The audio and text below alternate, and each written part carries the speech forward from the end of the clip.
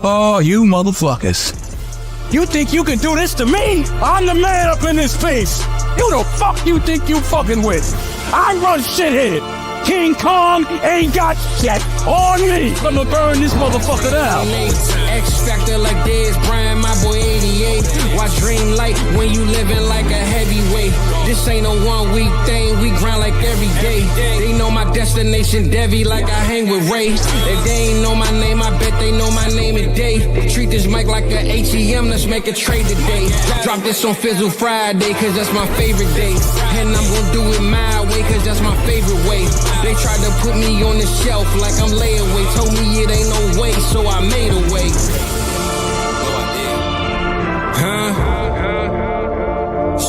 Welcome to South Harmon. I'm glad you here today. Hey, we know y'all glad y'all here today. We glad y'all here. My boy here. I got Cody here on a Friday. It ain't Tuesday morning, people. It's Friday night. You know what I'm saying? I got my boy here, the good old Call of Cody. It's the COD, Call of Cody, man. He in the building, man. I hit my boy up, you know what I'm saying? Told him come through, slide through with me on a Friday. And yeah, that's right, man. Look, my boy Shizzles, man, off the break said it's his birthday. I forgot. Big Dog called me today. I knew your birthday was coming up, bro. For some reason, I thought it was the 15th. But yeah, man, happy birthday to my boy Shizzles, man. You know what I'm saying? The always #1 pick drafter in all my leagues, man. This dude is trash. But shout out to him because that's my dog, man. So you know, happy you here to see another day, my boy. You know, me and Cody birthday is next week, man. So you know, we're gonna kick it off Tuesday. You making this show Tuesday, Cody, or what, bro? There are three straight weekdays, and we got Shizzles on Friday. We got you on Monday. We got me Monday. on Tuesday. Yep. That's how we gonna do it, bro. So We got the birthday weekend right here, 5-day weekend. Hey man, look, December is always hectic for me because my daughter's birthday is Saturday, so it's next Saturday. So I mean, it always go down, bro, for me. I don't never have no breaks in December.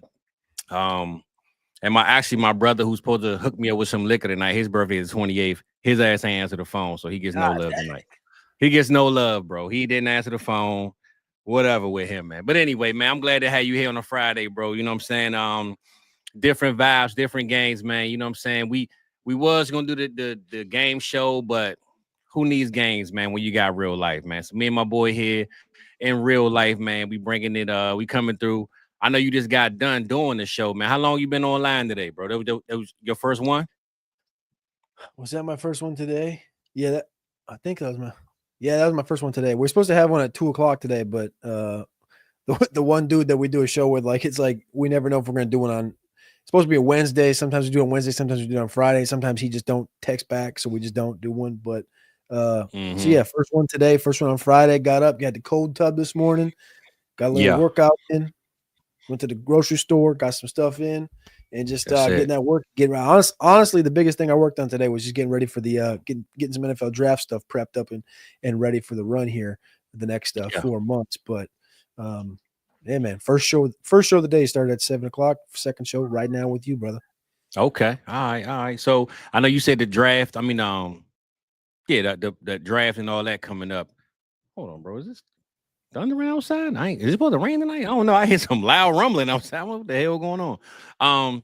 But yeah, that Shrine Bowl, man, the East West Bowl, you gonna be down there, man? What you got going on, bro? You got them access passes? I know how you get down.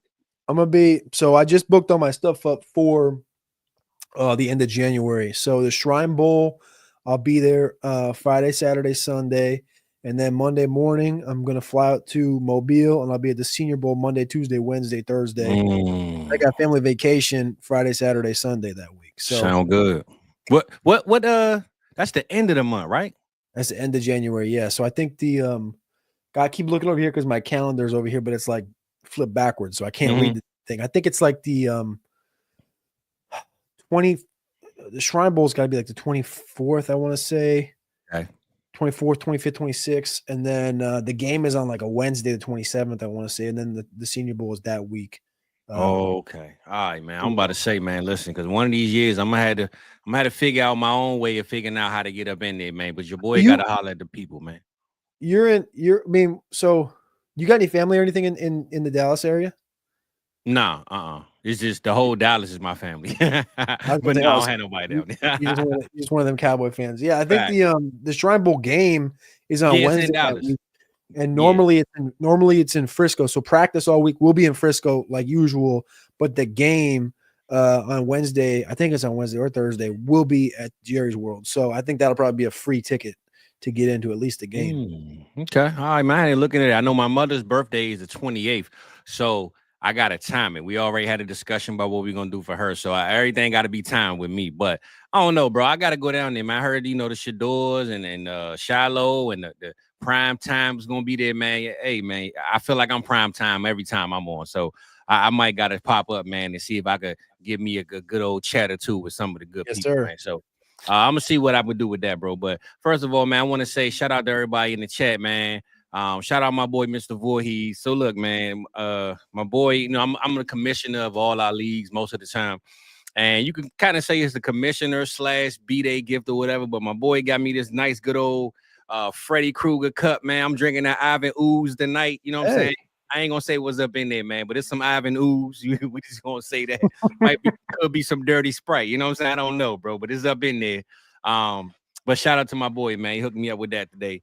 And I see who else we got up in here. You got my boy DB in the building, man. Pops, yeah, it is. It's playoff time for sure. You said it's getting close. You must be talking about NFL because fantasy playoffs we hit. But yeah, overall, though, bro. Huh? I said playoff time right now. It's time to eat. Oh, it's cracking, baby. And last night, man, didn't start off good for us, bro. We was watching this game and we was in the Discord, and I'm like, everybody bet the overs. This is gonna be a high scoring NFC West. I got Matt Stafford for 225, Cup for 40. Cup had 0 catches, 0 yards, right? And I had him in a lineup league last night. So him and Puka, but thankfully Puka cleaned up. But Debo dropping passes. Purdy looked like dirty. I mean, it was just a terrible display of football last night, bro. And if you bet any overs on anything, you didn't win no money whatsoever. Field goal fest. It was a joke of a game. I know the weather was bad, but damn, bro, I didn't expect it to look like that. So, yeah, man, last night was just a little wild to kick off your fantasy playoffs. You know what I'm saying? Did you have anybody playing last night?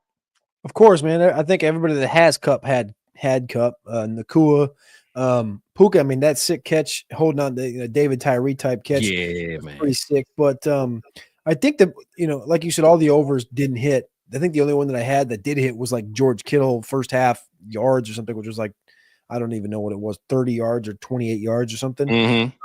But the Cup was a goose egg. Juwan Jennings was a goose egg. Yes. Puka Nakua, I mean, even him receptions wise, I think his receiving total closed at 7. It was at 7.5. It came down to 7 before the kick, and he went exactly at 7. Purdy. So listen to this one. This was the most annoying. Was that like halftime? I think Purdy was like 9 for 14 or 9 for 17, and I had the completions of 20 completions for Purdy. Again, he was 9 for 14 and 9 for 17.5.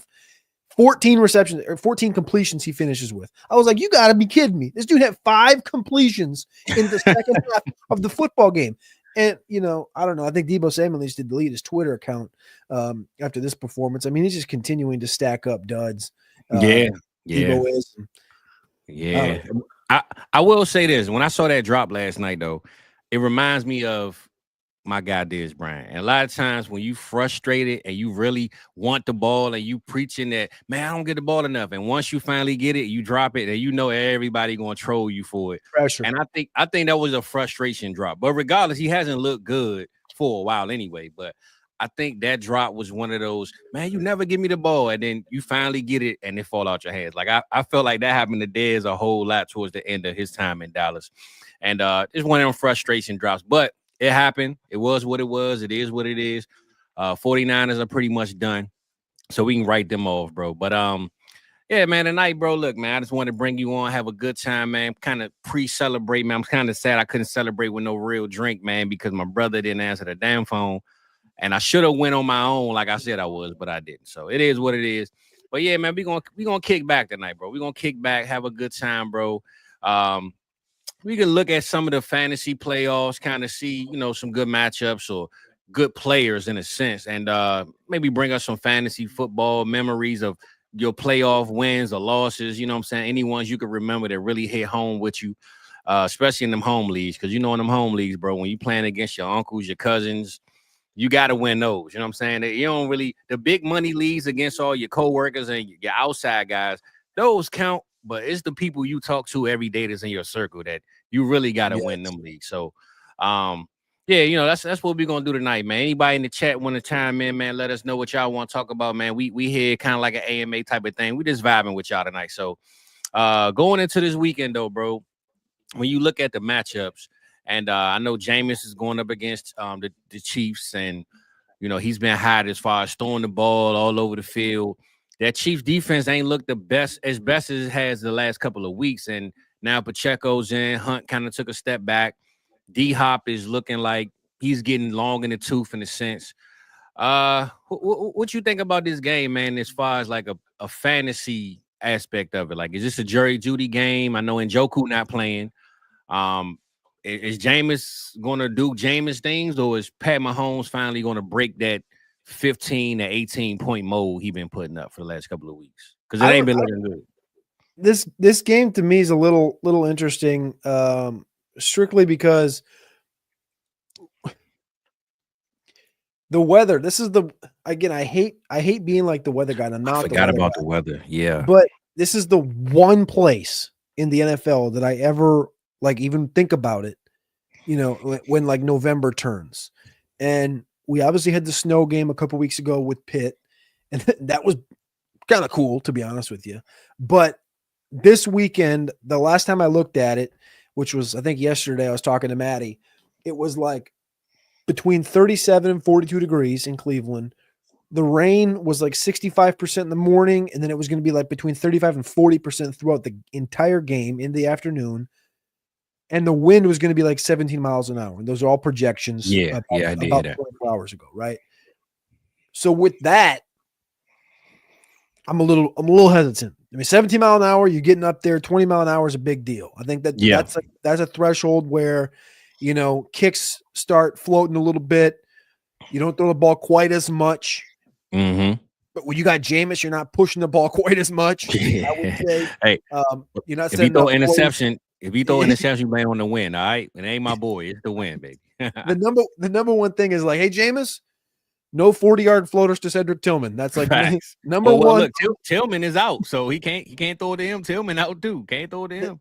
The risk coach says no long balls, Jameis. No long balls. He's still gonna do it. Yeah, I mean, it doesn't matter. I mean, Jameis going to do Jameis things, but facts. I think it'll be a good game. It'll be a close game. Would a Browns win surprise me? No, because everything's been close, right? We talked about this on Tuesday in the cook-up. Sorry, this is the cookout right here. That's it, baby. Well, look, they invited to we got our own cookout too, so it go hand in hand, brother. You know what I'm saying? Hand in hand. So I think I saw the tweet the other day, which is one of my favorite ones of the year, when they always come out like this time of year. And it's like, if you were to take all the results to this point this season and flip them, all the one-score results, one-score games, flip the result. I think it said that the Chiefs would be 2-10. Or is that 2? Am I off one? 2-12? Because how many games they got? 14 games. 14 in. Yeah, 14 in. So it'll be 2-12. Yeah. 2-12. Whatever it was 2 wins, right? So 2-12, 2-11, whatever the hell it is. Mm-hmm. My point's given right there. Traveling to Cleveland, like it seems like it should be, this is an easy layup spot. The matchups are solid across the board for fantasy. But obviously, Kansas City's not the old school Kansas City that's going to go in there and score a bunch of points. However, the weather like it is, I think they match up pretty well. So I'm sure it's going to be a close game, tight game. We saw Kansas City get up on Los Angeles last week by 2 scores. I thought that game, I was like, well, hey, we might get a little bit of a runaway here. And then the Chargers wake up, bang, bang, bang, they're leading. I'm not sure Cleveland can do that. I know Cleveland can score. I know Cleveland can go on the field with Jeudy, no Njoku, no Tillman. Jeudy and Moore, I like. I think innately you have to, especially with no Tillman and no Njoku, because Jameis has proven to love Njoku, and he will throw the ball to Tillman in the fourth quarter if they're down. But he loves Jeudy, and Elijah Moore is probably good for 8 targets in this game. The running game between Ford and Chubb is what it is. I believe as much in those two as I do in the Pacheco Hunt side of things. And the reason I don't really believe in the Pacheco Hunt side of things is because I think this is Kansas City trying to win a Super Bowl, not trying to win us fantasy matchups. Facts. So, we did the pod yesterday, the walkthrough with Matty Keywoman, and we talked about these running backs and kind of where we both had them ranked. And I got Pacheco this week at 32, and I got Kareem Hunt this week, I think, at 33. They're back-to-back outside of RB2 territory, closer to like back-end RB3 territory. Yeah. I'm nervous pretty much about the whole matchup, other than I know Judy and Elijah Moore are going to get targets. Like that's kind of where I sit. Yeah, I'm with you. I feel like depending on how the formula of the game goes, I think if I had to pick a running back on Cleveland, I would take Ford because I think maybe he'd catch some passes. Like he might get some dump offs, especially if the wind is going. I seen like late in the games over the last couple of weeks, Chubb was on the bench. If they weren't on the goal line now, like if they had like some field ahead of them, usually Ford is in the game more than Chubb. Depending on how the weather is, though, they could use Chubb more, and it could be a back and forth type of thing. So I wouldn't roll the dice and say start either one, but I think Ford might have the better game without the touchdown. Now, if we talking touchdowns involved, I'm gonna go with Chubb. So, but I do believe you with, Elijah Moore getting his targets, Jerry Jeudy being the dominant receiver on this team. And no matter the weather, no matter the circumstances or the score, man, I just believe in Jameis just throwing the ball, regardless of how ugly it looks, of how bad the score is. He's going to get that ball out, man. So if the targets are good or bad, don't really make a difference. I just know Jameis is really going, get it out and do his thing. So I see we got a good question. I see Theo. Yeah, Theo, we getting ready for them championships, bro. I know you win a couple of leagues. My boy Theo got probably 1 million check questions in a Patreon like every day, bro. So my boy be making deals. He willing and dealing, man. I will say that, man. Shout out Theo. Jess, what's up, bro? He said half point 0.5 PPR Mooney versus the Vegas Raiders, Hopkins at Cleveland, or Pollard versus the Bengals, and Cousins or AR. So I'm guessing one of these guys going in the flex with Mooney, Hopkins, and Pollard, and then Cousins or AR. So I'm gonna let you kick that one off, Cody. What you think, bro? Pollard was had another. I mean, he's every week he's had practices that are questionable. I like Pollard. He's been pretty consistent this year. It's been kind of, I don't want to say pretty consistent. Been kind of like a poor man's Kamara, where you're getting good weeks, but you're also getting mediocre, like RB30-ish finishes. So I like Pollard, but I do love the Atlanta situation. I do, which sounds completely cocky, maybe because Cousins hasn't thrown a touchdown in a month, which is again wild. I am still riding that. I mean, I'm in the playoffs with a team that literally has Mooney, London, and Bijan, and I'm the fourth. I've held on and did finish hot, but we held on with no touchdown. Yeah, we here. For me, it comes down to really Mooney versus Pollard. Hopkins not quite on the radar for me. Mooney exactly I have at wide receiver 33, and Pollard exactly I have at running back 20. So innately in flex, I would lean Pollard by a touch just because I'm getting the full on touches. I've seen Cincinnati get run on. Dowdle just gave him 100 yards. So I would lean Pollard here, especially in half. Yeah, my biggest reason to take Pollard over all of them is the defense. Bengals have given up 100+ yards to Rico Dowdle last week. I mean, any team, any offense that goes against that defense, even with Will Levis on that side, I'm still banking on even Will Levis having a solid game. He might have the best game he's had all year against this defense. So, and this look, I'm going to look, and not saying that Raiders defense is any better. I'm not saying that at all. But the Cincinnati Bengals have shown us that they got to score 40 points to win games. And the only way to beat them of them scoring 40 is for you to put up 40. So I'm going to go with Pollard on this one just because the Titans got to score to keep up with Jamar Chase and Joe Burrow. So hopefully that help you out there, Playboy. You know what I'm saying? We got to win them leagues, baby. But yeah, Cody, I don't want to go matchup for matchup, man. I'm just throwing out some names out there. You know what I'm saying? Just saying what we got. Throw out some crowd favorites, bro. Let's throw out some Bo Nix, man. How we feeling about Bo Nix this weekend? Let's go Bo versus Jared Goff. What we got? So pretty much anybody you would have named, I'm going to go ahead and give you Bo Nix. rather high on Bo. I got him at QB4 this week, which is pretty aggressive. Okay. But he's given it to us. He had one down week since week 4, and that was this past week, week 13. He was a quarterback 25. Prior to that, he was 8, 4, 12, 14, 2, 9, 8. He's been rather consistent into the top 10. The rushing ability that this kid brings, I mean, on a weekly basis, man. I think, first off, if you go and, check out the Cuck score this week, corners under constant chaos. Matty Keelan puts it up in the Discord every single week over there in South Harmon. You can see what receivers have best matchups. Terry McLaurin is juiced this week. He is by far and away the best matchup. Jaden Daniels, Terry McLaurin, back in New Orleans, great situation. Jaden Daniels is fighting right now for the Rookie of the Year with Bo Nix. Yeah. He had it. He had a run on him, but he got walked down. That's what I'm saying. It's come now down to the last month of the season, and I think Bo Nix pushing to make the playoffs would be a big feather in the cap if they can do it. And I think Washington's obviously right there in the wild card spot and stuff, just like Denver is. But I think Denver's got a much better run out here to finish the season. I love Bo this week. I love the rushing upside. And people kind of just like, I think they know Bo runs the football, but like I don't think they see it in comparison to like Daniels. Like Daniels is averaging 45 rushing yards per game right now. Bo's averaging 24. So it's 20 yards. But like you cut that in half again, and like Burrow's averaging 11, or like Kirk Cousins 0, Jordan Love 6, Jameis Winston 7. Like you got that, then you got this next tier, then you got this next tier, and then you got the elite tier. And I know Daniels is in the elite tier with ahead of Josh Allen by Lamar and stuff like this, but Bo Nix is like in the second tier of these rushing Konami guys.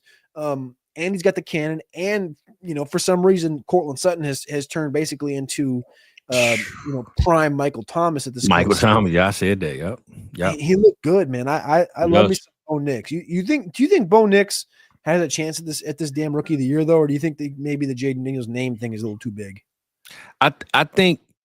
See, this is why I think it's unfair, right? Because Jaden Daniels' name thing is so big, but I feel like when we first had our drafts, right, even the NFL drafts, nobody wanted Bo. All you heard during the Senior Bowl was he can't throw the ball past 10 yards. He dumped passing the whole Senior Bowl. He wasn't getting it out quick.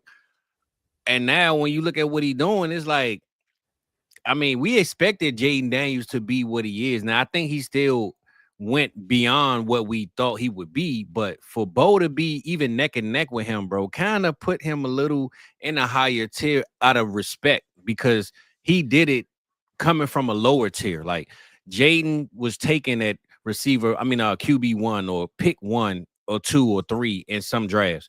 Bo Nix was definitely not taken in the top 5 in no dynasty draft whatsoever. You got one, send it to me. You know what I'm saying? But I don't believe he was ever taken in those drafts. So when I'm sitting here looking at it, it's like, damn, how is it possible that Bo is competing with Jaden this close for the Rookie of the Year? And as much as I wanted this handed to Jaden, man, will say, if Bo, let's just say Jaden go down, it's what, 4 games left. Week 15, 4 games left. Let's say the Broncos go 3-1 and Jaden goes 1-3. Bingo. You know what I'm saying? If Jaden goes 1-3 and the Broncos go 3-1, I don't think there's no way, unless Jaden just had an absolutely crazy, game, and it wasn't his fault why they lost. You know what I'm saying? But Bo right there neck and neck with him, bro. Especially, like I said, for him to come in being the underdog. Everybody kind of looked at Broncos like, because I ain't gonna lie, when they took him, I said, bro, what are they taking Bo for? They need more than Bo to fix this team. You know what I'm saying? But hey, Sean Payton knew what we didn't know. So yeah, man, I think Bo is neck and neck with him, man. He getting slept on a little bit too much in this race, man. I saw you want me to bring that up, bro? I saw you had sent the tweet through. We can bring that up. We can bring that up after a minute. But the odds, we talked about the odds in the cook up pretty much throughout the year. The Daniels odds are down to -270 in comparison to other awards were like Josh Allen -450, much bigger favorite to be MVP. Saquon -450, much bigger favorite to be AP Offensive Player of the Year. Watt -190 to be Depoy. Overrated. Jaden Daniels +270, Bo Nix +230. Listen to this one, though. Caleb is 4th, plus 7,500, which is basically no chance. But think about that. If I would have told you that 4 months ago, that Caleb's going to be plus 7,500 in week 15, I guess you could believe it hypothetically because of Chicago's roster and the belief of the collapse of Chicago, period. But I think it is crazy just to see the difference between Knicks and Williams and Jaden Daniels, and even seeing McConkey's name up there is kind of wild. Plus, it's a long shot, but it's kind of wild. That is wild to hear that. I ain't gonna lie. I didn't even know he was up there. But shout out to Lad. He been doing this thing, man. So speaking of rookies, then, since we talking about it, man, other than Bo, because you got Bo real high, give me a rookie, man, this week, starting off, or let's just say not even this week, from week 15 to 17, the playoff run. Other than Bo, who I think you got high, and maybe Jaden Daniels, forget the quarterbacks. Running back, receiver. Give me a running back or receiver, or both, that you think going to really do their thing in this playoff run from 15 to 17, and maybe be that number one rookie for our fantasy teams in these playoffs. See, I think if you would have asked me this like 2 weeks ago, before the Bucky Irving injury, I would have said Bucky. And I think that maybe that's like, well, dude, you already saw 2 weeks of Bucky eating. But the Bucky injury does a lot for me between today and the rest of the season, because I do think this Bucky injury is real. I know he's been running like a maniac and stuff, but you give Rachaad White light and you show injury, I think you're going to see a lot more Rachaad, I think, as the season kind of wanes. An interesting one just because of where the team's at, and I think this week could have a lot hinging on it, how Arizona performs. Arizona's in a spot to win. And to be quite frank, James Conner hasn't been great the last, month? So if we got some more Benson, that would be something that would interest me. I think Conner had a top 10 game this past week, but I think seeing more Benson late in the season, if Arizona does not quite finish out as strong, I think would be an interesting one. More Kendre Miller, but again, these are not like elite high-end outputs at the running back position. I don't really think we're going to get much. I think we had Corum at 5 touches last night, which is cool. So running back, I'm just kind of trying to think through it. Like outside of Bucky, there really isn't like a clear role for anybody. Receiver, I think Ladd being healthy is 100%. Like that's a layup. We just talked about him. He's 6th in Rookie of the Year odds. If you don't have Ladd, you're probably going to be missing out because you probably can't get Ladd anymore because people kind of view him as what he is. He's not a Cooper Kupp. He's not a. He's a Ladd. He's kind of like a Wes Welker, I guess. But he's more dynamic. I think he can stretch the field a little bit better. I think he's a better route runner. Like I love Ladd, and I think you didn't have to name all the wide receivers, brother. It's okay. You know who he really reminds me though of is kind of, I guess, this is like the one guy that comes to mind when I think of Ladd. Maybe it's because I've seen Ladd in person and like he's not a big dude. Yeah. And he's fast. And this is gonna be a terrible comp because people are gonna hate it because this guy's not good. Damiere Byrd. Remember Damiere Byrd? Damn, bro. Yeah, you went back. You went back a little bit, bro. But I ain't gonna lie. Nobody's gonna agree with you on that one, though. I ain't gonna lie, Cody. I ain't gonna lie. I know, but here's the thing. Like, we're chilling, man. It's Friday. Damiere Byrd. Sure. Do your thing. Talk your talk, bro. Damiere Byrd, if you go back, what year was Cam in New England? 2020? 2021? In New England. That's a good question, bro. It wasn't. Yeah, it had been at least. It was at the least 4 years ago, bro. At the least 4 years ago, because when he left New England, that's when he left the league, right? Did he go back to Carolina for a small stint, like a game or something? Damn, now you got me thinking, bro. Okay, here you go. 2019 Carolina, 2020 New England, 2021 5 games he started for Carolina, went 0-5. Okay, all right. So in New England is my point, though. In New England, Damiere Byrd had like some hellacious air yards week after week for like the first 5 weeks of the season. And there was, I remember there not being a lot of weaponry at all in New England at the time. and I was like on the Damiere Byrd thing. Like I was doing undercover ops, and I was talking. I mean, Damiere Byrd, and you would watch him every single week, and he'd route dudes up, and he'd be blazing past dudes, and he'd be good. Cam just couldn't hit him. Cam couldn't hit the damn broadside of a barn for like 3 years there. Yeah, Cam was trash, bro.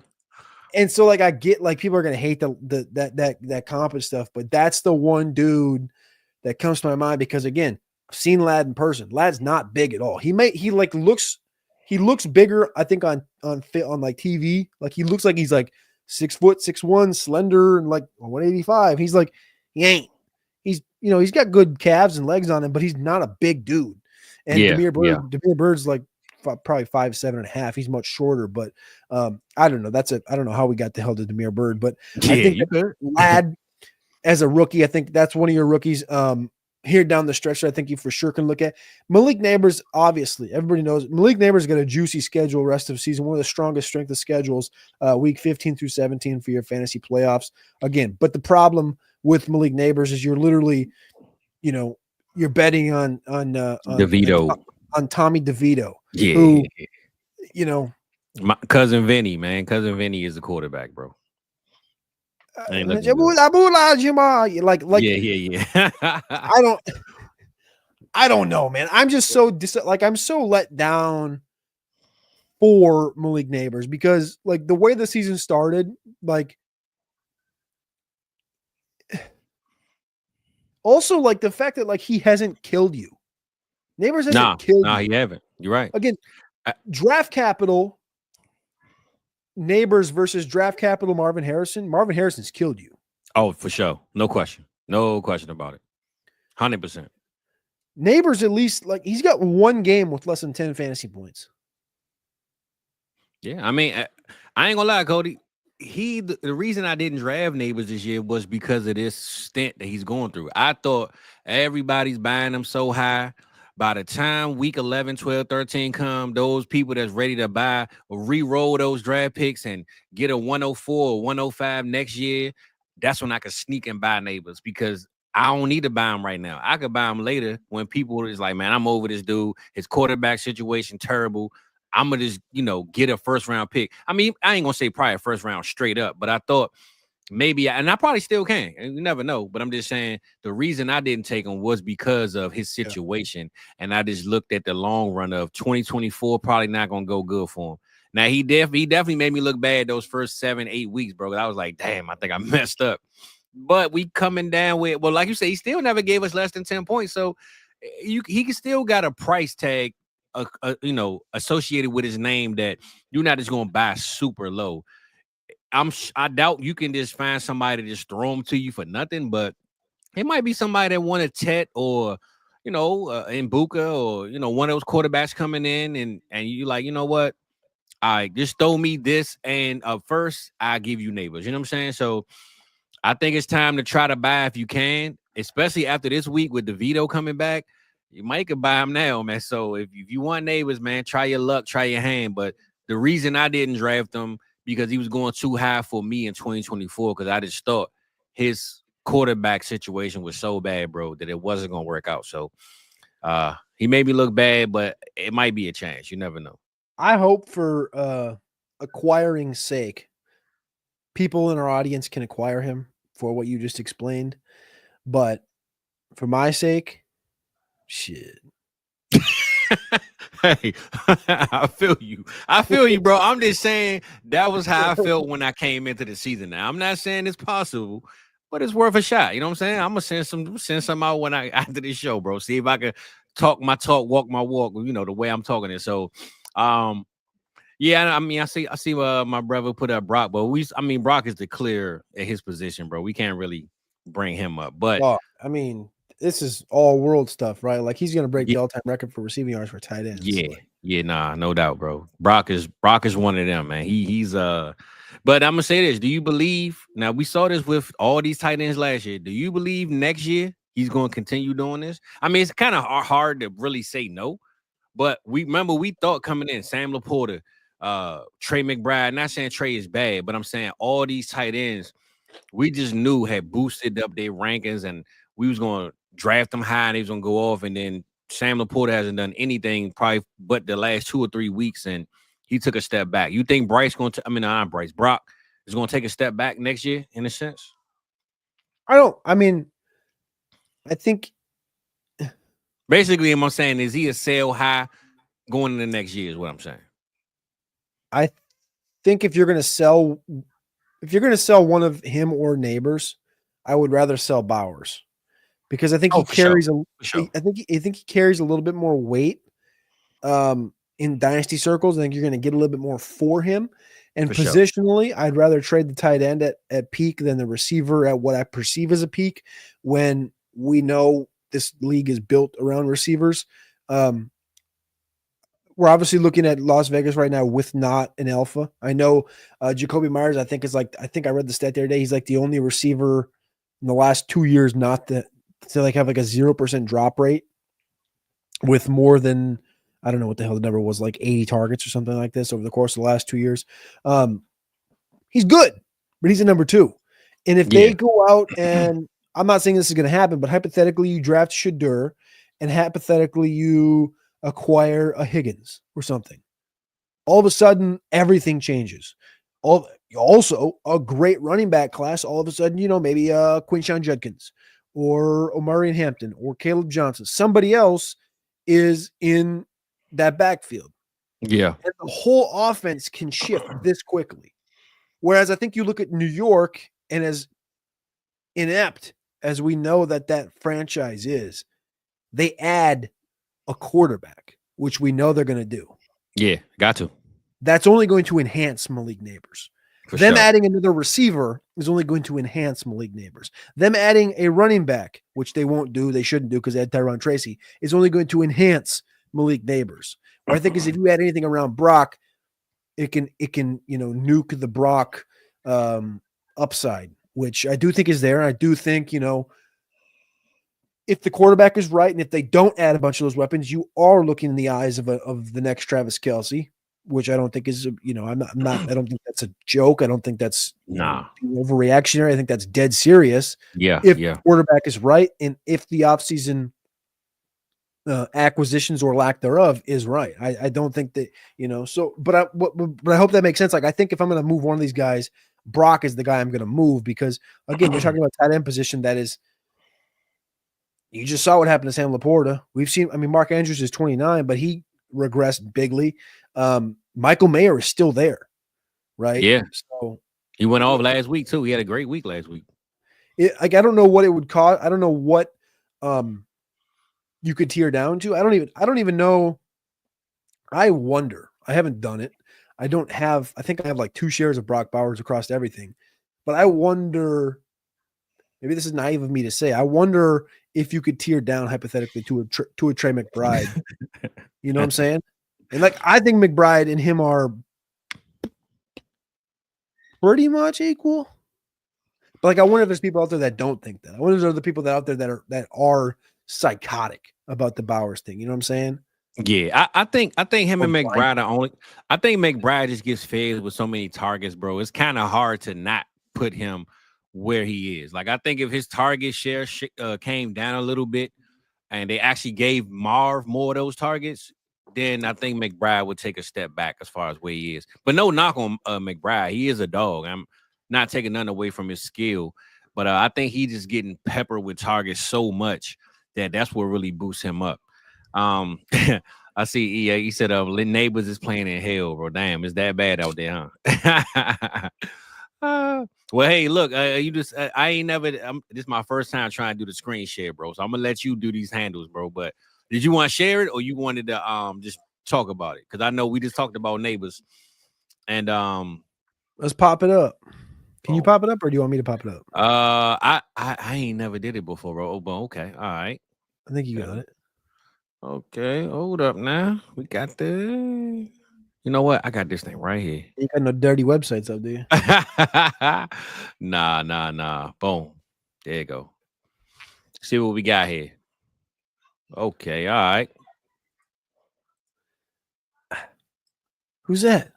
Who's that? There is that Shadur? There we go. Cat? Who's the cat wearing the Louis? Is that the man, the myth, the legend? Is that the It's Malik Neighbors, baby. Malik Neighbors? So look, we got Malik Neighbors, we got Shador Sanders, right? Now they playing catch out in New York. That's New York, right? Yes, sir. Heisman Trophy ceremony.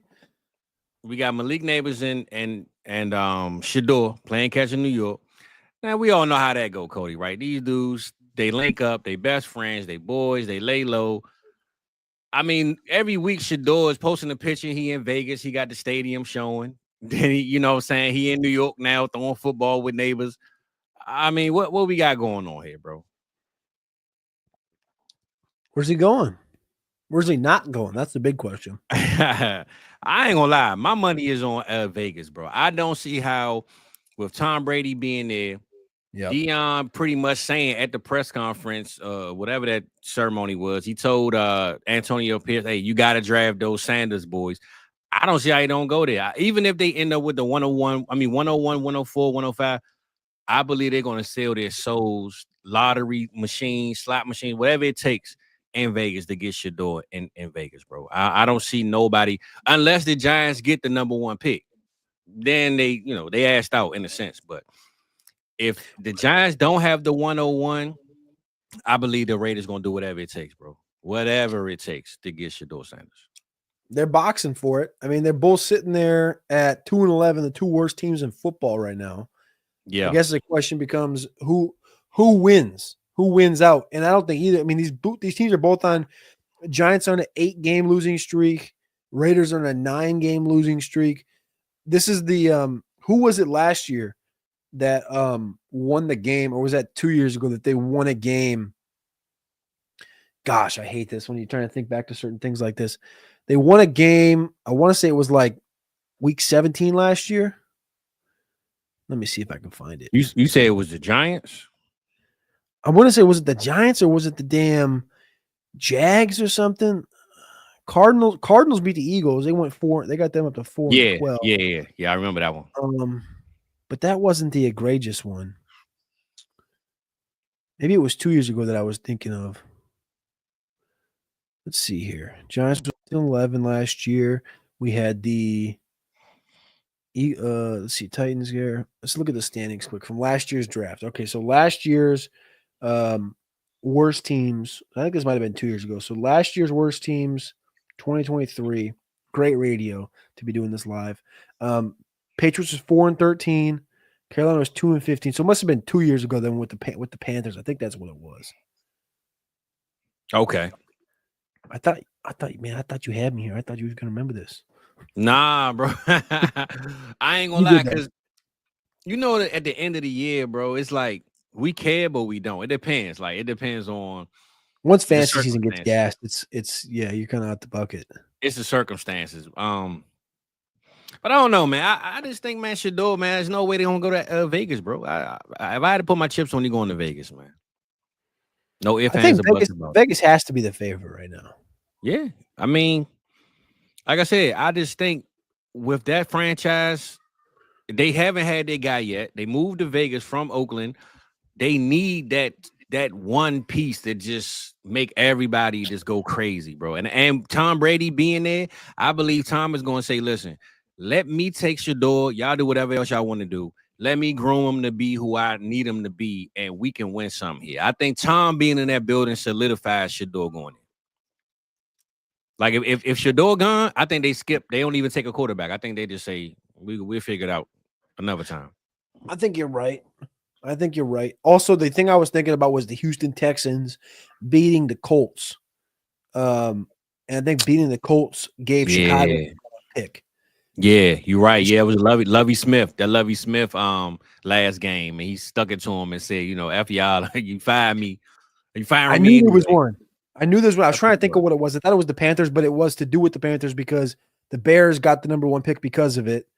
And then they went and traded to the Panthers. So Houston still won getting CJ Stroud, but nonetheless. So I think you're right. I think Shador is obviously the move this year. Rest of season. So let's just project it out here. You got the Raiders schedule up. The Raiders got the Falcons at home this week. Mm-hmm. I think that's a bounce back for the Falcons. Yep. You got the Jags at home. Come on, Mac Sauce, man. We need Mac Jones to cook up, man. I want to see Shador go to the Vegas, man. Let's get Mac Sauce and get him some W's, man. We got at the Saints. Oh my God. Rock throwing the fight if it's Jake Haener. Oh my God. Well, I mean, hey, look, you do got a Desmond Ritter X Factor going to Atlanta, right? Like, yeah, man. Ritter and Haener. That's what I signed up for week 17. I don't know, man. Oh no! Oh my gosh! And then you got the Chargers back at home. So I mean, hypothetically, the Raiders could win 2 of those games. I don't think they do. Giants, they got Baltimore this weekend. L. Falcons at the Falcons. L. Colts should be an L. And Eagles at the Eagles. That's an L. So I think that team's all but 2-15. Yeah. I mean, this might be. But the thing is, like, the Giants. I think the Giants really want to win, though. I think they really want to win. Like, they fighting for their lives over there. You might want to win, but who the hell you ain't? How you can't? Nah, you're right. You're right. If you was like the Raiders, if you was trying to tell me the Raiders want to win, I would say, okay, cool. I think the Raiders could probably win. They could probably beat the Falcons if they really tie up the bootstraps a little tight. Yeah. They could definitely beat the Jags. And you know what? They might be able to throw a rock or two through the damn dome down there in New Orleans. I'm not saying they can't. The Giants, I don't know if you can convince me on that one. Like, I'm with you. Stuff, but I do like. I wonder if the Giants get that number 1 pick if they just trade it. Well, that's the thing, right? I think if the same coaches, if the same coaches did, I think they keep it. If they change coaches, they might trade it. Because if I'm there, if I'm rolling the dice on my job for another year, man, I need to fix this team now. I ain't got time to be trading because you're gonna fire me after this year if I don't win something. So if I'm, Dable and he already there, we need a quarterback now. I'm not trading it away for you to bring the next guy in and now he get all the picks and my job. Like, no, we need to draft somebody now. And I'm not saying he gonna have control of that, but I'm just saying that's what I'm yelling if I'm the current coach of this team. I'm not trading for the future so you can replace me. So I think if I'm going with the Giants, him trying to preach to them like, look, we can start now. If you keep me here, we could draft this quarterback. I coach him up. Look at what I did with Josh Allen, blase, blase, blah. You know what I'm saying? Like, I ain't letting you trade this pick if you're going to keep me here. Now, if I'm fired, get rid of it. I don't care. But, nah, if I'm in the building, bro, we taking the quarterback. I don't think any of these quarterbacks belong in the top 10. I'm with you. I'm with you. I like Shador. I like Cam. I think Mildred needs to go back to school. But I say this. Let's say this. Let's say the Giants got the 101, the Raiders got the 103. If they tax the Raiders and let them move up to get Shador and they take Cam at the 103, but gain something from the future, I don't mind them doing that either. Like, I think that's dialed. Like, they could still move back and get like a Ward. I don't mind that. But I just think they won't move back far enough to not get one of the two, though, is what I really meant to say. Because there's no way you're going to survive, keep your job if you don't at least attempt to get it. You ain't going in the next season unless you sign Sam Darnold. You ain't going there with DeVito as your quarterback. I mean, maybe Jameis will come. I don't know. But it ain't that many options, bro, where Geno going? Is Geno staying? I mean, it's a lot of quarterbacks that maybe be on the market. You never know. You know what I'm saying? Is you think Winston's back in Cleveland next year? I think the organization will want him, but if they really want to play Deshaun, I don't think they can. I think they regret not having Flacco again, but I think they let Flacco go because they wanted Winston to not look over his shoulder after every play, because they knew if Joe Flacco on that team and Winston had that bad game like he had against Dallas week 1, the fans would have been crying for Joe Flacco the whole season until he was starting. So they never pump Jameis up to say he has a shot. They even made him the 3rd string quarterback. Like, they put Jameis behind DTR for no reason. Pretty much saying like, look, Deshaun is our guy. So if they really gonna roll the dice with Deshaun again, I don't know if they can keep Jameis, man. Because even if they not winning games, the fans did love Jameis being there for for him, his inspiration, and he looked competent. I mean, they losing games, but it don't look like it's all his fault. You know what I'm saying? Like if they had some extra pieces, they maybe could pull out more wins. So Jameis said he want to stay though, so he don't act like he want to leave. So I mean, I think he emulates that city perfectly. I mean, I think he did in New Orleans too. I think he was solid for New Orleans. Dude, they loved him in New Orleans. Me and Matty Cuban went down there for a game, and it was like everybody loved him. And Carr was starting, and like I remember the taxi driver telling us, like, dude, nobody in this town likes Derek Carr. Everybody wants. I don't feel like I'm gonna sneeze. Everybody in this town wants Derek Carr to. That's what happens when you talk about Derek Carr, bro. He makes you sick. That's like Derek Carr will make you feel sick, brother. He's like, he basically was talking about how everybody wanted to see Jameis play, but that they kept playing Derek Carr, and the team wasn't in good shape at that point anyway. I think they ended up losing to the Jags that night. But which is interesting because Jameis is very likable from everybody. And I can say I could hypothetically do this, but like hypothetically, if I'm in the situation which I wouldn't put myself in, which is to sign Deshaun Watson to the contract I did.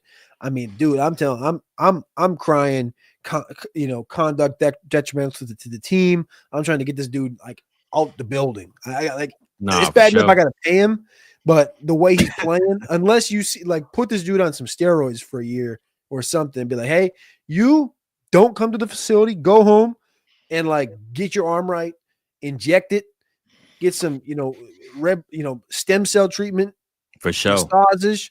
Whatever it take, bro. Take an extended leave, please. Get out. Like, yeah, I'm with 4 massages a day, stem cells. I don't care. I'm with you. Hey, look, call the hand from the Addams family. I don't give a damn. Just get out of here, bro. You know what I'm saying? I don't care, man. Let us try this Jameis thing out. That's all I want to see. I'm with you, man. I mean, that's my guy. That's always been my guy, man. I hope he get another job and get another chance, man. But we got a good question from the good old X, man. MCO, man. Appreciate you, brother. He said, y'all starting J-Mo with limited receivers. That's kind of a tough question, bro, because I don't know what other receivers you have to compare them with, but I would just say the Bills and Detroit game is supposed to be the most scored game, highest scored, shootout type of game, which is why I brought up Bo Nix versus Jared Goff earlier. So I'm not sure what your limited receiver rankings list look like as far as the other guys you have around them, but I can see J-Mo maybe getting you a double-digit game with a big play. So I will put him in for, I'd say around 9 to 12 points if I had to say so myself, bro. I like it. Yeah. I think that's hopefully help you out there, bro. I think he's got obviously hella upside in that game. I mean, I don't think that game total is high enough. You can only put a game total really so high. Yeah. 54.5 in Detroit Buffalo. I think that's what it opened at. Like who doesn't see this game being, 32-22, 38-38. Like who doesn't see that coming? And we all know J-Mo just needs 6-7 targets and he could take one of them to the house. So I mean, he need one, but I'm just giving him 6 and 7 because that's what he's gonna get in this type of game. But look, bro, I wanted to ask you this, man. I'm saying looking. I'm not gonna put Saquon in this because we all know what he is, right? So I'm gonna ask you between these three guys, who was the most impactful for their team? Not in fantasy. Well, you can put fantasy in it too, I guess, but for their team, the script that they kind of added with the movie of what they knew they just got. It was 3 guys I'm gonna name. They all joined new teams over the summer. Derrick Henry, Joe Mixon, Jacoby Jones. I said Jacoby Jones. I meant I knew where he was going though. Josh Jacobs, bro. Josh Jacobs. You gotta get I'm talking about, bro. Josh Jacobs, Joe Mixon, and Derrick Henry, bro. Out of those 3 guys, or you could just do 1, 2, and 3. Who you think gave the most to their team and fit the script the best? And what team couldn't do without them this year, pretty much? I think if you would have asked me this question in week 2, I would have said, man, this isn't even close. This is Joe Mixon by a country mile. For sure. I think he's came down back to earth. Not him coming back down to earth, but I think this team, as far as the offensive line, he's obviously come back down to earth, which has hurt him. Yeah. I think he's vital. I think Josh Jacobs is the most important to his team in a sense that I like the roster, but the receiving core has been very underwhelming this year. For sure. Very talented. I think that maybe that has something to do with it. The fact that there's so many dudes there that we do like and that are talented and can do so much that they're getting so little out of them is because I think we're getting a pretty good, consistent Josh Jacobs, which we were used to in Las Vegas, just on a bad team. I think he's the most important to the success of the Packers. I think he's worth a couple of wins by himself. Derrick Henry, since week 3, has been a monster. But I don't think he's the most important because we've seen we've seen Baltimore be successful without him, just as successful as they are. I'm not sure he's changed. He's changed the dynamic because now you have this alien in the backfield, but I don't really know how to word this. I don't think it's changed it so drastically. It's like, well, this team is like, multi-dimensional now. Like it always could run the football. And it's like, no matter, when they had Gus Edwards was rushing at 6 yards a clip. He's not good now, but he was running the ball 135 times. He'd have 700 yards. Like Gus was fine. They could find donkeys to run the ball. Remember they had Melvin Gordon for like a game. They had like Delvin Cook for like a game. Like they could get work. Yeah, for sure. Might not be great. They could get work. Justice Hill, they just paid him. They were going to find work regardless. Derrick Henry, I think, is going to be vital down the stretch here, especially in the winter and the playoffs and stuff. Like, I think that'll be a kick in the nuts to have a 250-pounder coming down your throat. But I think the most important, to answer your question, is Josh Jacobs, because I think that changes the dynamic of that football team if you don't have Jacobs there, because you lose Aaron Jones. There's no Josh Jacobs. A.J. Dillon shit the bed. Marshawn Lloyd shit the bed. Emmanuel Wilson been fine, but like you weren't gonna depend on Emmanuel Wilson. You were gonna have to make a trade mid-season if you would have rolled into the season with Dillon, Lloyd, and Emmanuel Wilson. And Josh Jacobs has kind of saved this backfield, I would say. So I'm listening, right, and I'm with you. I think it's kind of hard for me to say who is the most important all around, because they all, like you said, they all had their spurts, right? Joe Mixon was the early. Derrick Henry kicked off after like week 2. When they played the Cowboys, I believe that was week 2 or week 3. Yeah. That's when he took off. I think Josh Jacobs is the most vital because of, without him, I think that consistent running game that they got with him, that would be a lost team right now. Like you said, A.J. Dillon, nothing. Wilson is, he's just a guy. These receivers are so up and down. You never know what you're going to get out of them consistently. And Josh Jacobs is like the glue that's holding this whole team together in a sense. Yeah. So I might have to give it to Josh, but I will say, I think it's easy to say Derrick Henry can just like a plug and play with the Ravens, but I will say they didn't start looking good until they started giving him the ball. Like when they first came out and it was 0-2, everybody was screaming, "What the hell are you doing? Give Derrick Henry the ball." Then they gave it to him, and then that whole team just looked totally different.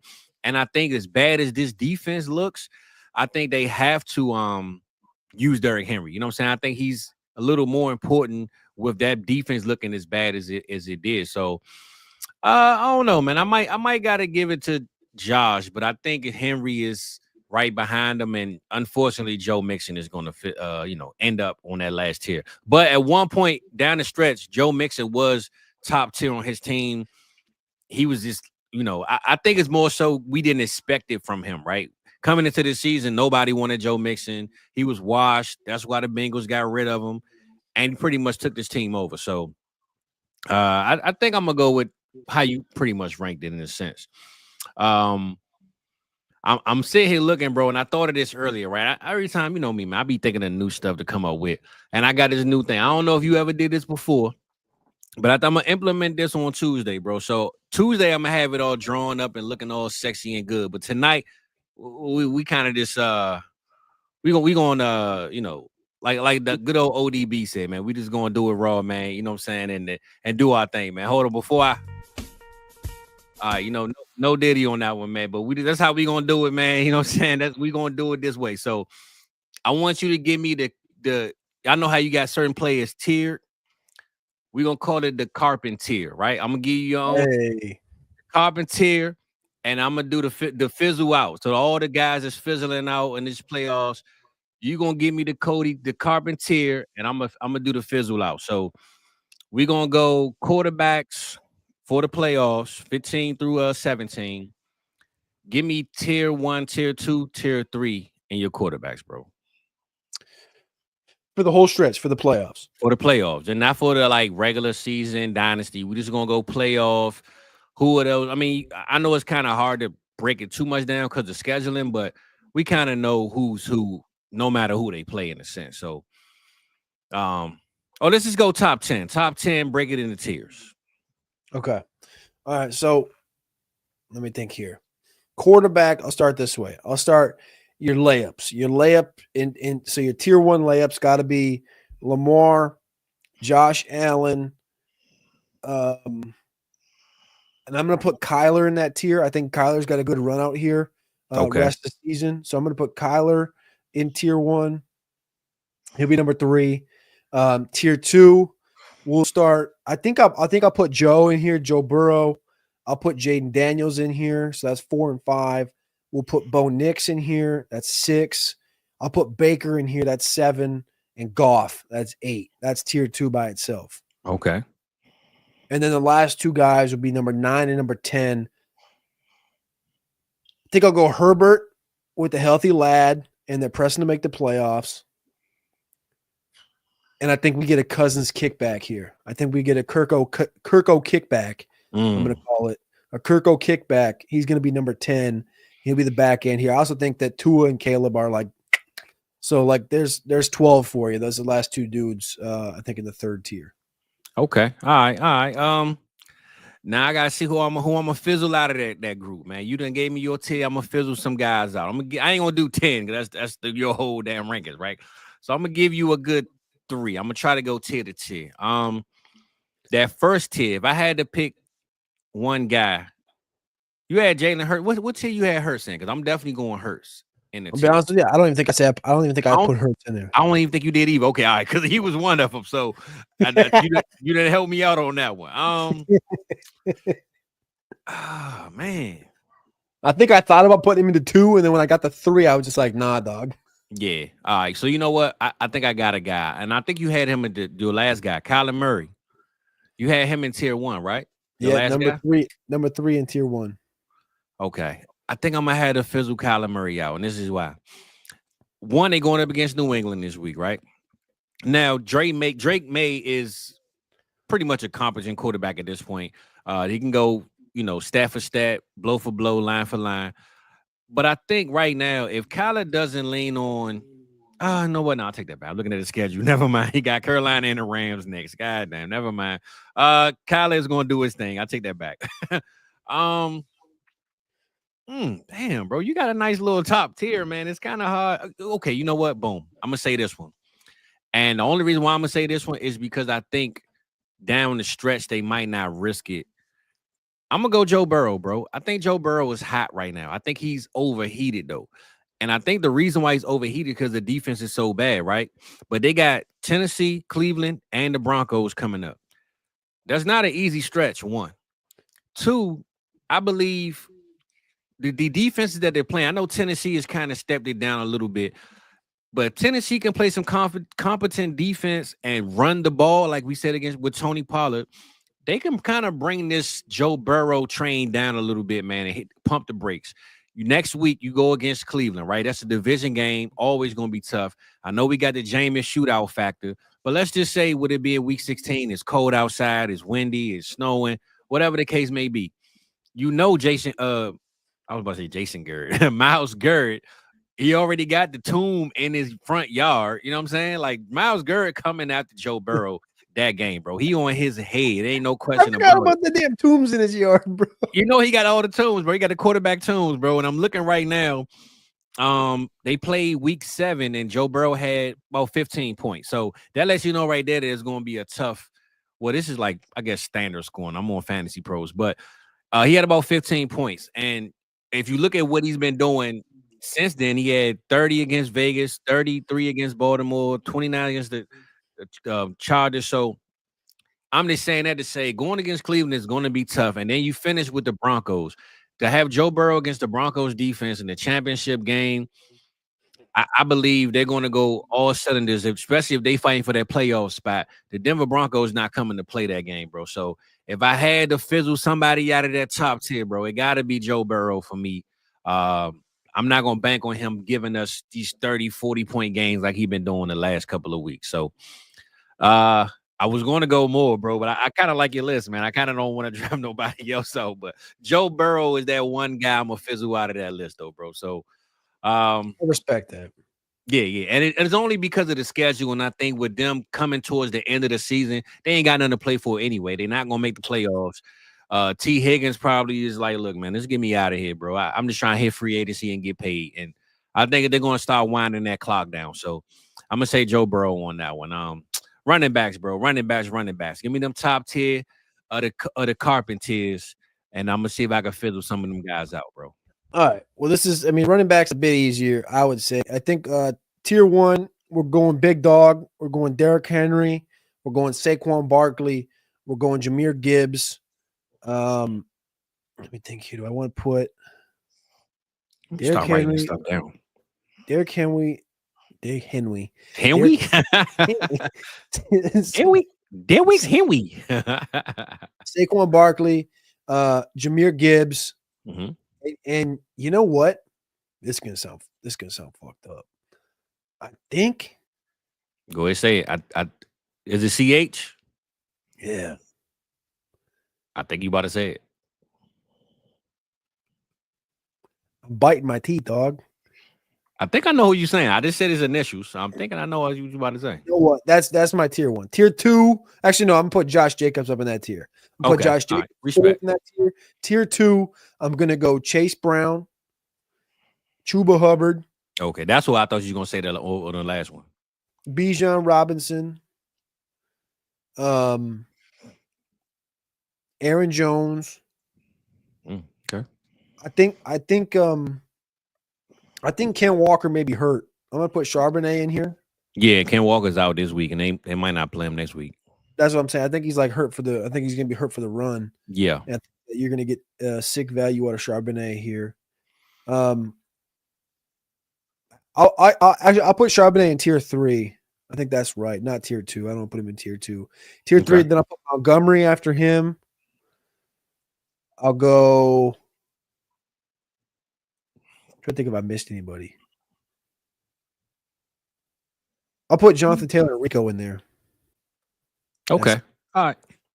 Well, if I had to pick, I'll re-say it back. I'll say so. Tier 1 is Derrick Henry, Barkley, Gibbs, Jacobs. Mm-hmm. Tier 2 is Chase Brown, Hubbard, Robinson, Aaron Jones. Tier 3 would be Charbonnet, Montgomery, Taylor, and Dowdle.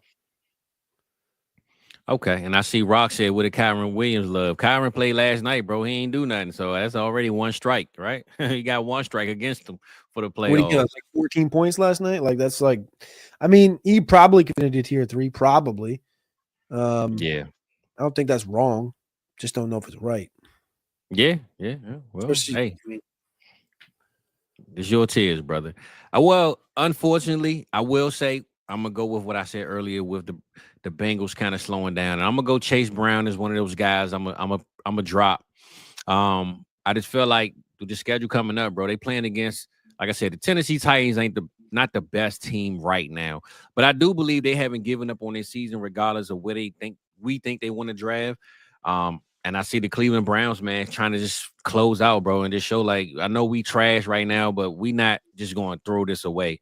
And going up against those Broncos, that could be a game that the Broncos need to solidify a playoff win. I just think it's going to be tough for the Bengals to close out. So if I had to fizzle out a couple of guys, I'm going to say Chase Brown for sure. Boo. Chase Brown for sure.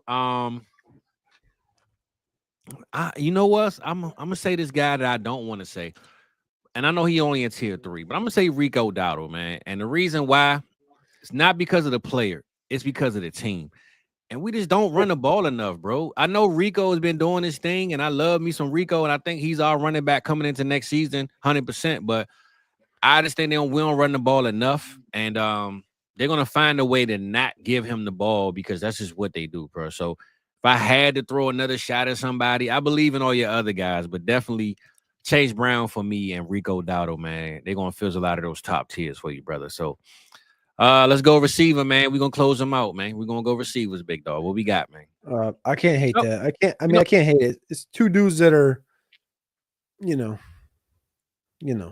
I mean, with the big dogs is never gonna be, it's kind of hard to do them, but we gonna go tight ends after this too. Good tight ends a little bit of love, but let's go receiver on this one, man. Top 10.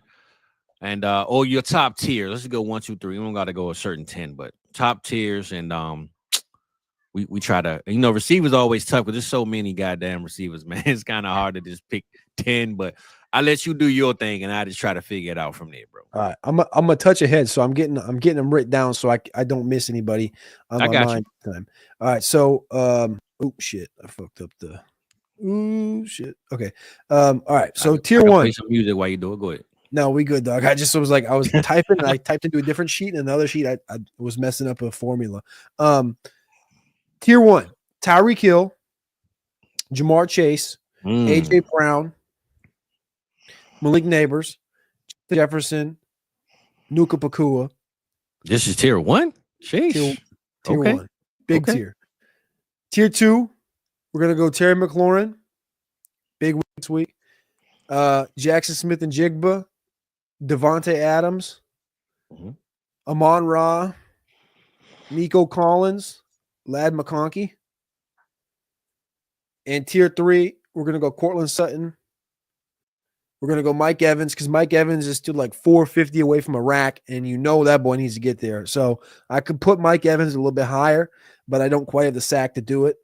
And we'll put CeeDee Lamb in this tier 3. And then the last player in tier 3, I mean, he's got to finish off this. I think he's got to finish off this season, at least, with a little something as they try to win and get to the playoffs. And I will say that his quarterback, I put into tier 1. So Marvin Harrison Jr. finished up the season with a little bit of gas. Yeah, and that's what we want as fans, right? So I'm praying for that one. So I don't want to drop him. I don't want to fizzle him out whatsoever. But I will say, bro, I gotta drop some guys out of some tiers, man. That Malik Neighbors in tier 1 is a tough ask, man. I'm not sure. Good schedule. He does, but he got a pizza maker, man. Is his quarterback, bro. I don't know.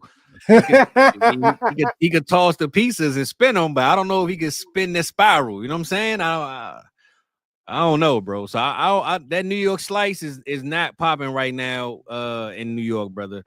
I might gotta drop him out of tier 1, and I'm going tier 3 for Neighbors, bro. I'm going tier 3, brother. But I will say a guy that I'm gonna move up. Matter of fact, Fizz him. You know what? Now we're gonna bring them bubbles up to the top of the cup, baby. So what I'm gonna say is I'm gonna swap these guys. Malik Neighbors is gonna swap with Cortland Sutton. I'm gonna put Cortland Sutton in tier 1. And the reason why is they have the Bengals on their schedule. And we all know what you could do as a receiver against those Bengals, bro. And we just talked about how he's kind of the elder version of Michael Thomas. And again, they on his playoff run. They need to score. They need to win. And if we really banking Bo Nix to be this back-for-back rookie tied with Jaden Daniels, man, Cortland Sutton might end up, because a lot of people don't like speaking on Cortland Sutton. Their name just sounds ugly. You know what I'm saying? Like Cortland Sutton. I get trade offers right now. People telling me, bro, I don't want Cortland Sutton. But then he putting up 20-some points a week, and it's like, damn. You be Brenton Strange, boy. You know what I'm saying? So I think Denver, man, Sean Payton, I trust the quarterback. I trust the quarterback. I trust the coach. So I might got to put Cortland Sutton in that top tier, bro. And unfortunately, it sounds crazy, but I think I got to take Tyreek out of that top tier, brother. And I don't want to. I got to, bro. That's why. Man, the Miami Dolphins, bro, they are all over the place, man. Miami Dolphins are so washed up. They back and forth, up and down, in and out. I don't trust them, bro. And it's not that I don't trust Tyreek Hill. I just don't trust the Miami Dolphins, man. They can go out there this week and put up 13 points, and nobody would say that they don't believe it. I'm not saying that counts as fantasy points. Like Tyreek can still put up 28 points, and they only scored 13 on offense. But I don't trust this offense so much that I don't want to put Tyreek in tier 1, bro. I'm gonna put him in tier 2. I still got him as a top receiver, but but I don't got him as like a top 6, 7 guy every week, bro. I don't. To be honest with you. And it got nothing to do with him. It's just the team around him. I just don't trust them. I don't trust nothing about Miami right now, bro. So they've won 4 of the last 5, homie. Yeah, but I could say that they lost 4 of the last 5 in style points. They didn't look good in none of those games that they won. Like they look terrible, bro. You know what I'm saying? Like, yeah, you got the number, but bro, you barely. It was a sympathy number. Like the girl gave you the number because she felt bad for you, not because you actually got it. Like that's pretty much how Miami been getting wins. You know what I'm saying? So I'll give you this only because they get the Browns in Cleveland in championship week, and weather's a toss up in that. Yeah, and like I said, it's nothing against Tyreek. I trust him. I just don't trust the team. It ain't got nothing to do with him.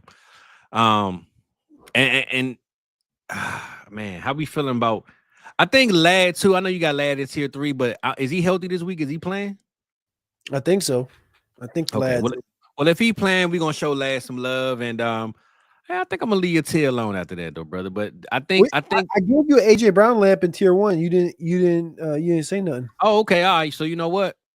I wonder what you thought about that because he's been shite, but yeah. I mean, I think with Goddard being out, pretty much that could help them. But they play Pittsburgh, Washington, Dallas. I think with that Pittsburgh game being week 1, though, it's gonna be tough, bro. I think tier 1 is tough for AJ if you're going against Pittsburgh week 1. Like I think that automatically drops him 1 tier because Pittsburgh is not gonna play with him. I think I agree with that. Hey, he said he making babies. That's what I'm saying. And it's nothing against Tyreek or the Dolphins. I just don't think. And then you name him first. I was like, damn, Tyreek first. I'm not saying you had him number 1, but you named him first. So I was like, damn, okay. So I'm just going with a tier drop because I don't trust the Dolphins, bro. I don't trust them. But I do feel like we got to put some respect on Courtland Sutton's name, though. 100%. I think that's probably right. Mispricing on Sutton tier 3. Again, you say the name's ugly. I respect the talent. We just talked about him being like Michael Thomas. Yeah, that's what he's been this year. And he's been, I mean, legitimately, he's been better than fucking Tyreek. So he's wide receiver 8 on the season. Yeah, that's what I'm saying, bro. You got to put him in tier 1, brother. Especially if you're gonna put AJ and Malik Neighbors there, bro. I mean, well, AJ's a little bit of a projection, and Neighbors, I think, Neighbors been consistent, but for sure. But I'll just say this: it's between DeVito and Bo, and I'm taking Bo. So Bo. You know what I'm saying? So that's what it come down to. So, hey, look, I don't know, Rock. He said Doodoo Brown going off this week, man. Sound good, brother, but hey, I don't know. I don't think Pittsburgh gonna play with them people this week, man. I don't think Pittsburgh gonna take this game easy, man. So we'll see. It's gonna be cold outside. Should be a good game though. So I'm pretty sure it might be game of the which one is on Fox? I guess whatever on Fox, that'd be the game of the week. I think we got 2. We got the Bills Lions, I think, is on Fox, and then we got the Steelers Eagle. I think that one might be on Fox, but they're at the same time. Okay. Oh, damn. Yeah. It's probably gonna be the Philly and the Eagles then. I mean, I said Philly and the Steelers. Philly and the Eagles. I like that idea better. They've been going against themselves this whole damn year, it seemed like, so they can't get along. The GSIS place I use doesn't show it. Steelers Fox ? I'm gonna say it because the Steelers in Philly, it's always like an American game, the fans, the viewership. Yeah. The fans and the viewership is always on the Pittsburgh and Philly, bro. So I would go with that 100%. Lions Bills is on CBS then. Yep. Yeah. Plus, Eagles is always on Fox anyway. So tight ends, brother. Tight ends. I know, Brock is probably in a tier of his own, but I'm pretty sure it's only probably 2 tiers in the tight end spot. But Give me your top guys, and I'm gonna see if I can pluck one or two of them out of there, man. Maybe raise one up. We'll see. All right, so I'm gonna go tier 1, Brock Bowers. Mm-hmm. I'm gonna go tier 2, Trey McBride. Kittle already played, so I'm gonna go tier 3. I'm gonna go George Kittle. I'm gonna go TJ Hawkinson. I'm gonna go. You ready for this one? go ahead. Juwan Johnson, Ooh, okay. Travis Kelce, Jonnu Smith, and I think I'm gonna do Brenton Strange. Doing something strange for some change, huh, brother? Okay, all right. Listen, No, I mean, dude, that sounds terrible. Yeah, I mean, That list sounds terrible. it does. It does. I say this though. I think we gotta. If I had to put a 3.1 tier, I will put Noah Gray there, bro. Noah Gray's been pretty consistent every week. He's been getting different looks, and Kelce being up and down. If you're gonna put Kelce in the tier, I feel like Noah Gray is right beside him, bro, every single week. So I gotta sneak my guy Noah Gray up in there. Squished in between Jonnu and Juwan Johnson. I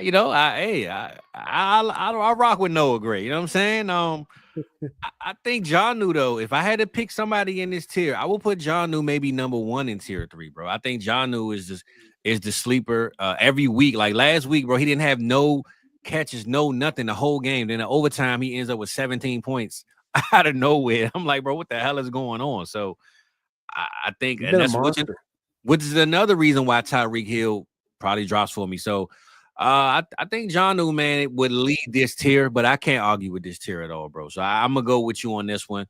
Nobody fizzling out. We're gonna bring a couple of up, and Noah Gray to me deserves to be at the bottom of this tier at the least. So I'm with you on this one. I ain't hear you say Mark Andrews though, brother. Is Mark Andrews in these tiers, man? Negative. Damn. I did not put Marky Mark in the tiers because God, I love Marky Mark, man. He been good the last month. Come on, Cody. You got to put. I got to bring my boy Mark Andrews at least in tier 3, bro. I mean, if you're gonna put Juwan in tier 1 or 2, if you're gonna put Juwan Johnson in there, you got to put Mark Andrews in there, bro. Come on, man. Would you? Well, let's compare Mark Andrews versus Juwan Johnson last 3 weeks.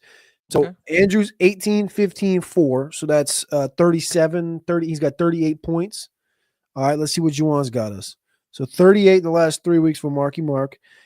For Juwan Johnson last 3 weeks, we got 12, 15, and 8. So we got 36. Yeah, so you're right. You gotta fizzle them out, baby. You know what I'm saying? I'm just saying, bro. I mean, the 2-point difference. We'll call them split evens. I'll put Mark Andrews right there. And Andrew's playing to get the Giants, bro. He's going to get a touchdown in this game no matter what. He's guaranteed a touchdown at the minimum in this game, bro. I put him up there. I put him up above Juwan. There we go, baby. John at the top of this cash money. There we go. There we go. Jonnu, Hawk, Kittle, Marky Mark, Juwan Johnson, Brent Strange, Kelce, Gray. Stranger danger, man. He's in Jacksonville, man. So shout out to Brent Strange. And I see my boy Eve. Hey, what you think about this though, Cody? When the hell we start having so many double Monday night games and dude, like what's going on with this stuff, man?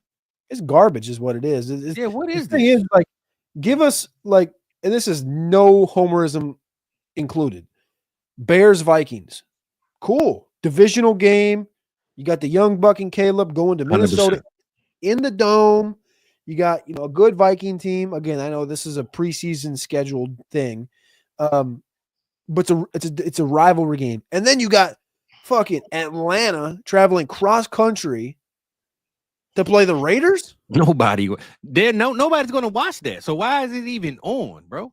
And that's the thing is it starts a half an hour after the Viking game starts. That Viking game might get 5 million. That Falcon Raider game should get about 5,000. Yeah, facts. it was just like when Arizona played. What was that? The Rams? It was the Seattle Seahawks or somebody that game, and it was 2 Monday night games. I never turned into that Arizona game, bro. The whole time I kept it on the other game. Let me see. Let me go back to the schedule, bro. It was a terrible, like, double matchup, and I'm thinking, why are we doing this? I'm taking the Giants next week. I'm to early cash money here. Give me the Giants next week. They get the Falcons on a short week in Atlanta. Give me the Giants next week. The Falcons got to travel on some BS Monday night stuff. Taking the Giants, huh? I'm taking the Giants against the Falcons next week. I ain't gonna lie, you kind of disrespectful for that one, bro. You kind of disrespectful for that one. Oh, you know what? That's what it was. I can't find the game, but it was the Cardinals versus the Chargers. Remember they had a double-headed Monday night game? Was that like week 2 or something? It was early. Nah, it was like middle. It was week. I got it right here. It was week 7. It was week 7. It was the Ravens versus the Bucks, which was the 41-31 shootout. And then it was the Chargers versus the Cardinals, which was 15-17. I never turned into that Chargers game, bro. I never watched 1 second of it. That's right, because everyone's bitching. They're like, why is the kickoff literally like within an hour? And that's the same thing that goes here. Like usually, I think at the beginning of in the preseason or like week 1, 2, 3, whatever the hell it was, they had double Mondays. And in the olden days, aka like a decade ago, it'd be like 6 and like 7:30 or 6 and 8. And now it's like, let's do 8 and 8:30. And it's like, ain't nobody. What are we doing? They trying to corner the whole market of just television or what? Like, I mean, the problem is they selling their soul to all these streaming networks that they just don't know what to do. It's like Amazon, you got Nickelodeon coming through. Now, you got Paramount. You got so many. Pornhub is coming next week. I mean, you got so many networks, bro, that they just giving games to. They don't care. You know what I'm saying? Whoever got the money, you can show our game. And now they mixing and mingling with these games on 2 nights.